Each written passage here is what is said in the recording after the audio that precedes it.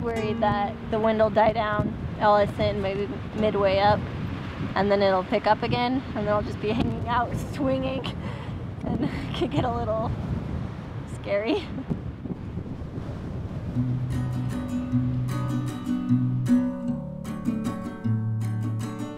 When I first heard about this project from my friend Tim, I really didn't. I'd never been to the Maiden before. I didn't really know what it looked like. And so that was a great surprise when I got up there, especially when the light starts going down. And there's this huge towering rock with this huge overhang. And then as soon as the light goes down, it's just highlighting the rock and everything else is in shadows. In the backyard of Boulder are the Flatirons. And deep in the Flatirons is a formation called the Maiden. And when you hike up to it, it simply stuns you. The goal of the Maiden project is to get an aerial fabric rigged up from the summit of the Maiden so that our performers, namely Ashley, can perform.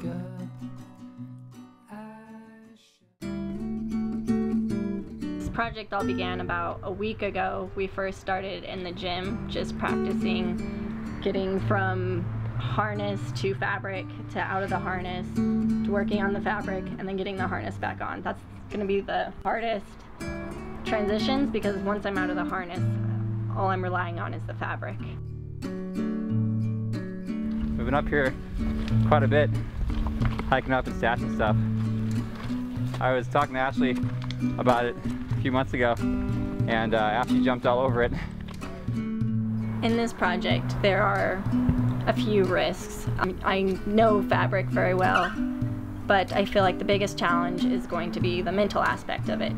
It's a completely new environment. You're hanging off of a 100-foot cliff, and you just have to get out of your head. Remembering I've done this for years now, I know what I'm doing, and I'm just in a different environment. One of my favorite parts of doing the Maiden project is bringing people with many different talents all together. So Ashley has a talent as a performer. I can rig, and I know many people who can photograph and video. So no one can do this alone. But bringing everyone together will make this a really great project with really beautiful results.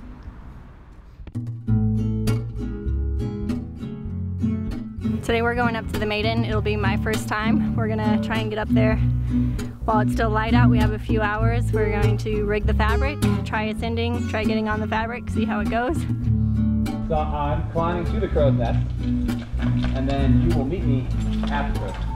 Okay. Yeah, it's kind of a test run. Let's see if I can get over to the crow's nest and up the rope. And then the next test run is going to be lowering the fabric down, and then Tim is going to belay me in a harness down to the fabric. I'm going to lock into the fabric, take the harness off, and then just be free solo on the fabric. I've only ever done this in the studio and Tim's garage. You see how this works? You go nowhere.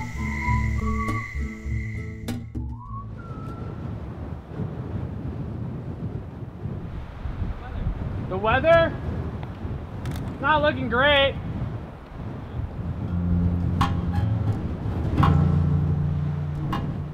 Come on, Cloud.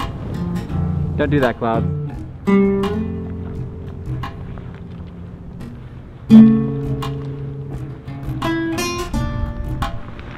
I'm cautiously optimistic. We hiked all the way up here, got all set up, got all excited, fixed the lines to the crow's nest, and the drizzle came in. And the wind was pretty good. At the moment, looks like it's nail good. It was very cool to see that fabric hanging, so pretty! billowing, just blowing around, and it's like it's alive. Tim said that his one goal for today was to get me excited, which it worked. I'm excited for next time. I think it'll be better next time. So for me, the real key is getting up there at that 5:30 to 6:30 time. That magic light is hitting that the maiden light. And when everything drops in the shadows around it, and just the summit is illuminated and blowing up with just sunset light. That's what we gotta hit.